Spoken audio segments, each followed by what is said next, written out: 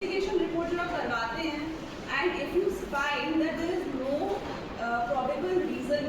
in the report, कुछ निकल नहीं रहा है, there is no finding और उसको similar problems है, there is alternate constipation and diarrhea या फिर there is a tendency for hemorrhoid also to some extent या diarrhea ज़्यादा हो जाता है, anxiety होती है तो diarrhea हो जाता है, वो IBS हो जाता है। यहाँ पर आपने रिपोर्ट completely करवाई और आपको कुछ नहीं मिल पा रहा। Then you think about a irritable bowel syndrome, ठीक है? उसमें क्या it is a क्या बोलते हैं उसको psychosomatic disorder। यहाँ पे क्या हो रहा है प्रॉब्लम कहाँ पर है मेंटल हेल्थ पर है साइकोलॉजिकल प्रॉब्लम के बाद में पेशेंट को क्या हो गया फिजिकल सिम्टम्स आने लग गए कॉर्पोरियल सिम्टम्स आने लग गए ठीक है IBS is an example of psychosomatic disorder. इस केस में क्या था उनका रिपोर्ट्स में ऐसा कुछ नहीं आ रहा होगा उनका स्वेलिंग और वो जो आप बोल रहे हो ना वो सब क्या उनका एग्जामिनेशन का पार्ट है। Investigation is different examination is different. उसके बेसिस पे आपको दिखा कि वो पायल्स है ना या हेमोरॉइड्स को बोलते हैं इंटरनल हेमोरॉइड्स। उसके केस में भी आपको ये पूछना जरूरी है कि वो जो हेमोरॉइड्स है वो मास पर रेक्टम जिसको जो राइट टर्म है मास पर रेक्टम क्यों राइट टर्म है क्योंकि आप कभी भी जब पेशेंट को जैसे देख रहे हो आप कभी भी डायग्नोसिस डायरेक्ट नहीं देखोगे जब तक आपने कोई एग्जामिन नहीं किया है। तो आपको पेशेंट का लैंग्वेज लिखना है तो स्वेलिंग है ना स्वेलिंग अराउंड दी रेक्टम ऐसा करके लिखोगे या मास पर रेक्टम उसको जितना पेशेंट के बॉडी की भाषा में आपको लिखना है अपना केस लिखने में उतना सही है। And you can of course right in side लिख सकते हो सस्पेक्टिंग ऑफ हेमोरॉइड्स इंटरनल या एक्सटर्नल। एक्सटर्नल तो वो बता ही देगा आपको। In case if it is external तो आपको क्या देखना है कौन से स्टेज पर है वो क्या वो अपने आप रिवर्स हो जाता है क्या वो रिवर्स नहीं हो पाता है ठीक है क्या वो है ही नहीं बिल्कुल बाहर। तो वो स्टेजेस वाइज आपको बेटर है कि डायग्नोसिस में भी लिखो suspecting of haemorrhoid stage this stage 2 ठीक है ना ऐसे करके और मेन कंप्लेंट जो लिखते हो वहाँ पे लिखो सिंपल मास पर rectum since this time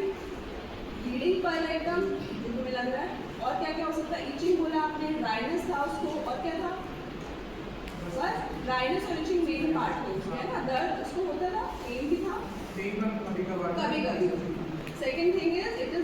is a best example of acute exacerbation of chronic disease क्योंकि कब से 2 साल बीच में बढ़ जाता होगा घट जाता होगा नॉर्मल हो गया फिर बढ़ गया फिर घट गया है ना। जिस टाइम पेशेंट आया था उस टाइम में प्रॉब्लम भी ज़्यादा था इचिंग वगैरह ज़्यादा थी तो वो एक सडन उसका प्रॉब्लम है ना तो ये चीज़ का ध्यान रखेंगे। उसके अलावा में मतलब ओवरऑल केस बहुत अच्छा लिया आपने वेरी गुड। बाकी माइंड सिम्टम्स पे अच्छी बात है फोकस करा आपने माइंड पे भी फोकस करना है फिजिकल डिजीज पे भी फोकस करना है पर्टिकुलर ये तीनों हमारे लिए जैसे 3 स्टूल के लेग्स बोल लो आप तीनों ही इम्पॉर्टेंट है ठीक है। हम लोग माइंड पे भी फोकस कर रहे हैं बहुत अच्छा है बट फिजिकल डिजीज को कभी नहीं छोड़ेंगे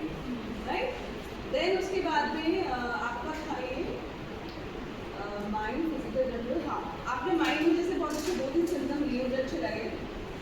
उसके अलावा में उसका मुझे मेरा समझ अलग हो सकती है आपसे मैं आपको जस्ट एक अलग व्यू बता रही हूँ कि आप जब केस लेते हो और आप प्रिस्क्राइब करने तक पहुँचते हो तो आपके माइंड में बहुत सारे थॉट्स आते हैं ना कि तो ये भी हो सकता है इसका ये माइंड में ऐसे बोल रहा है क्या पता इसको गुस्सा आ रहा है इसलिए बोल रहा है क्या पता ये अपसेट हो रहा है मतलब बहुत से थॉट्स आते हैं। तो आपको उन सभी चीज़ों को अपने माइंड में कंपार्टमेंटाइज करके रखना है कि हाँ ये भी हो सकता है ये भी हो सकता है। देन आपको उसी के ऊपर क्वेश्चन करना है क्रॉस क्वेश्चन पेशेंट को और फिर फाइनलाइज करना है कि ठीक है ये माइंड सिम्टम पक्का है इस पेशेंट में ठीक है। जैसे इनिशियली आप देखोगे उसको क्या था उसको पढ़ना कुछ और था है ना पेरेंट्स ने कुछ बोला उसने वो ले लिया चूज कर लिया दूसरा line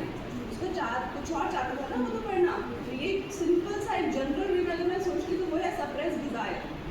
simple way suppress desire है कि नहीं उसकी एक डिजायर है तो उसे सप्रेस कर दी मेंटल फॉर्म में हो चाहे फिजिकल फॉर्म में हो बट यहाँ पे माइंड इन्वॉल्व है ठीक है। तो वो भी आप माइंड में सोचोगे वो स्टूडियस आपने बोला बहुत रहा है बट पढ़ता था स्टूडियस का एक लिटरल मीनिंग क्या बताया आपने कि वो उसने बहुत मेहनत करी पढ़ाई करी उसने तो स्टूडियस को आप एक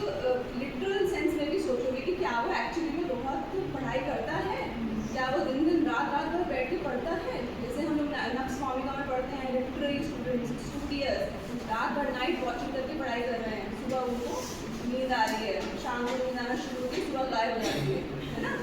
वो वाला सिम्टम्स को भी हमें साथ साथ में सोचते हुए चलना है और कभी भी कंक्लूजन के पहले नहीं पहुंचना है दवाई के पहले पूरा केस लो देन यू डिसाइड ठीक है।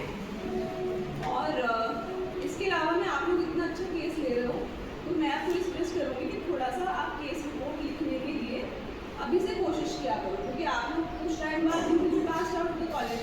ठीक है। फिर आपको कहीं ना कहीं आप या तो पढ़ाई करके एमडी करोगे या आप एमए करोगे, दोनों ही एस्पेक्ट्स में, या कोई थर्ड भी अगर हो, आपको रिसर्च पेपर हमेशा आपको बूस्ट ही करेगा आपके करियर में, है ना। अगर आप क्लिनिक में भी कर दो तो ऑब्वियसली आप वहाँ पे शो कर सकते हो कि मेरा पेपर है यहाँ पे, right. You can easily put वहाँ पे लगा सकते हो क्लिनिक पे कहीं पे। अगर आप एमडी करो तो वहाँ तो वैसे ही मस्त है, आपको सीखना ही पड़ेगा। तो अभी तो बहुत इनिशियल टाइम है,